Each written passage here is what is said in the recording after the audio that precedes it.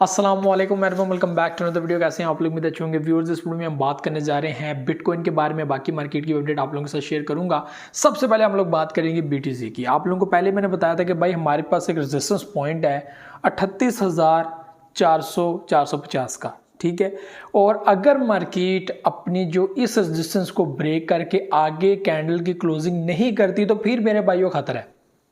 और फाइनली यहां पे हुआ क्या कि जो कल की कैंडल है उसने एक ग्रीन कैंडल शो की और यहां पे फाइनली 39,000 के ऊपर 39,000 आप यही जो है वो लगा लें, फुली तो उस तक नहीं पहुंची, 38,990 इस तरह की पोजीशन पे पहुंची है ये, लेकिन आप 39,000 ही यहां पर लगाएं, सिर्फ 1,000 का फासला रहेगा। और आप लोगों को 3 दिन पहले मैंने बताया था कि भाई ये 3 दिन के अंदर मार्केट का पता चल जाएगा मार्केट ने कहाँ जाना है, ठीक है। और कैंडल की क्लोजिंग इंपॉर्टेंस रखती है। नीचे को गिरी तो नीचे गिरेगी, अगर ऊपर को क्लोजिंग देती है तो ऊपर जाएगी। तो फाइनली आज की कैंडल भी यहाँ पर ग्रीन बनती हुई नजर आ रही है। यहाँ पर जो सेलर हैं वो इस तरह का प्रेशर नहीं डाल पा रहे मार्केट पर कि वो सपोर्ट लेवल को ब्रेक करने की पोजीशन में हो।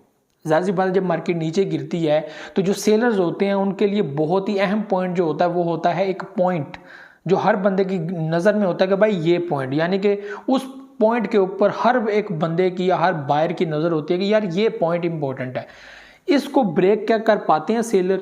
जब वो नहीं ब्रेक कर पाते तो यहाँ पर बायर दोबारा से अपनी एंट्री लेते हैं और वो मार्केट वापस बुलिश कर जाती है, यानी कि बायर एक बार फिर मार्केट में आता है और सेलर्स के ऊपर काफ़ी हैवी हो जाता है और मार्केट ऊपर निकल जाती है। सम टाइम ऐसा होता है कि रेजिस्टेंस पॉइंट से सेलर इस कदर जो है वो हैवी लेवल पर पहुंचते हैं कि मार्केट गिरती गिरती और वहाँ पर जो हैवी सेलर बैठा होता है सम टाइम वो क्या करता है, मार्केट को ब्रेक करने में कामयाब हो जाता है, कैंडल की क्लोजिंग जो है वो करने में कामयाब हो जाता है। तो फाइनली मेरे भाइयों यहाँ पर जो हमारे पास लेटेस्ट जो पॉइंट है वो है 38,900। आगे आप लोग 39,000 इसको गैस कर लें, ठीक है।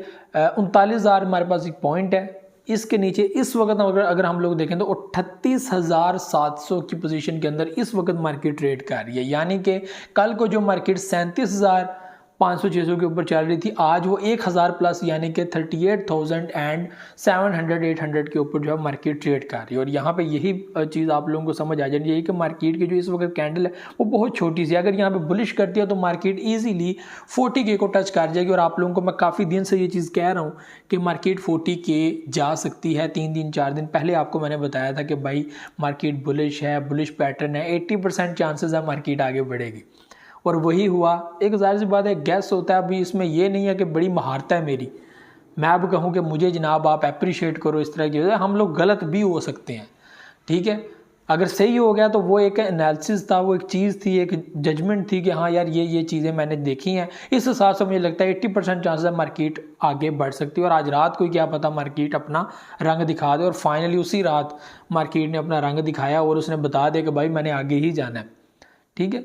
तो ये एक एनालिसिस होता है, ये गलत भी हो सकता है, इसमें कोई मैं नहीं आपको कहता मुझे अप्रिशिएट करो, ठीक है, और ना करना चाहिए, ठीक है। सम टाइम क्या होता है कि तारीफ जो होती है वो सामने वाले को खा जाती है, ठीक है। तो ये चीज़ें होती हैं।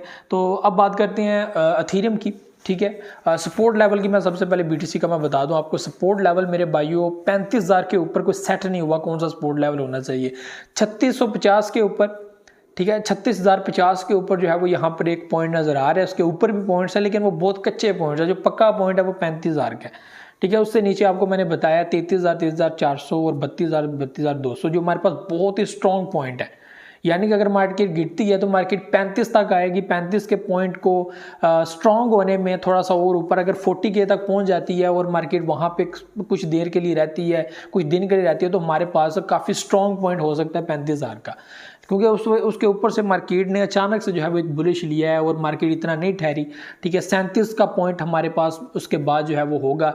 अगर मार्केट 40K से 41, 42 पे पहुंच जाए तो उसके बाद हमारे पास 37,400-500 का जो पॉइंट है वो हमारे पास एक अहम हो सकता है कि वो एक बड़ा स्ट्रॉन्ग पॉइंट हो सकता है। जैसे जैसे हम आगे बढ़ रहे हैं तो हमारे पॉइंट्स भी जो है वो क्लियर होते जा रहे हैं और जो सपोर्ट लेवल है हमारे वो स्ट्रॉन्ग होते जा रहे हैं। तो ये आपको समझ आ गई होगी।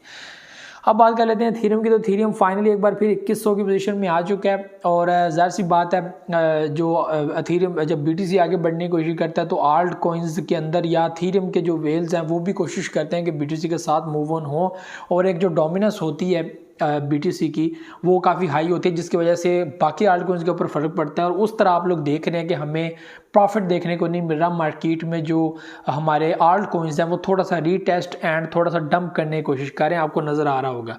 क्योंकि जो BTC है वो बुलिश है, BTC अपने रेजिस्टेंस पॉइंट को क्रॉस करके आगे निकल गया और थोड़ी सी डोमिनेंस लो होने के बाद आपको आल्ट कॉइन्स भी एक हैवी बुलिश करते हुए नजर आएंगे। अब उसका इंतजार है और उससे पहले अपनी परचेजिंग मेरे भाइयों करके रख लें। डंप आता है DCA करके रख लें, बड़ा बुलिश आने को है, 40K तक मार्केट पहुंच गई, डोमिनेंस थोड़ी सी लो होने की जरूरत है। और आप देखना आल्ट कॉइन्स कैसे शूट होते हैं, इसके ऊपर मैं लादा वीडियो बनाता हूँ, आपको मोटिवेट करता हूँ इसके ऊपर।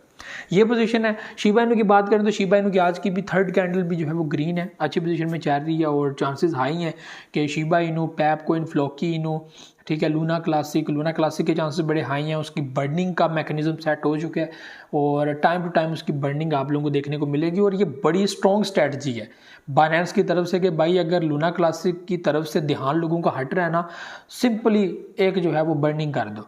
बर्निंग करोगे, लोग दोबारा अट्रैक्ट होंगे, कॉइन्स भी जाएंगे, मार्केट भी बुलिश होगी ऑटोमेटिकली। ये कोई मीम प्रोजेक्ट थोड़ी है कि भाई जो एक बड़ा वैलेट है उसमें से कुछ कॉइन्स को सेल करके मार्केट से फेंक दिया, वो होते नहीं है सेल। ठीक है कि भाई मूव कर दिया मार्केट से, ये कर दिया वो कर दिया, ये एक फ्रॉड है बहुत बड़ा जो अक्सर स्कैम और मीम प्रोजेक्ट करते हैं। एक टाइम में आपको याद होगा लवली इनो कॉइन बड़ा स्कैम करता था, उसकी मैंने मंजी ठोकी थी अच्छी तरह। तो इस तरह जो है वो बहुत सारे प्रोजेक्ट्स मार्केट में होते हैं जो स्कैम करने की कोशिश करते हैं। जो बड़े प्रोजेक्ट्स का मैकेनिज्म इस तरह का होता है कि इनके पास अपने वैलेट तो नहीं होते, ठीक है, और जो वैलेट होता है वो उनके पास फॉर लॉन्ग टर्म होता है, उन्होंने होल्ड करके रखा होता है, उनको सेल कभी नहीं करते वो। समटाइम्स ज़रूरत पड़े तो वो सेल करते हैं। लूना ने जब इनका कोलैप्स हुआ तो उस वक्त सेल किया था, अपने BTC भी सेल किया, लूना भी सेल किया कि कोलैप्स को वो कंट्रोल नहीं कर पा रहे थे, ठीक है। तो इस तरह जो है वो चीज़ें होती हैं। तो जो कॉइन्स है मार्केट में अच्छा बुलिश कर रहे हैं और अभी रीटेस्ट और इस तरह की चीज़ें हो रही हैं, तो आप लोग अपना जो है वो ध्यान रखें किस किस प्रोजेक्ट में आप समझते हैं आपको प्रॉफिट हो सकता है, उसके साथ आप लगे। जो लोग नहीं समझते कि नहीं कुछ होगा, कुछ नहीं है, तो वो उनको वेस्ट करने का टाइम ज़रूरत नहीं है, आप बस देखते जाएँ होता है क्या। ये भी चीज़ें थी, मुझे तो इजाज़त, नेक्स्ट में दुआ देने के बहुत से रखिएगा। अल्लाह हाफ़िज़।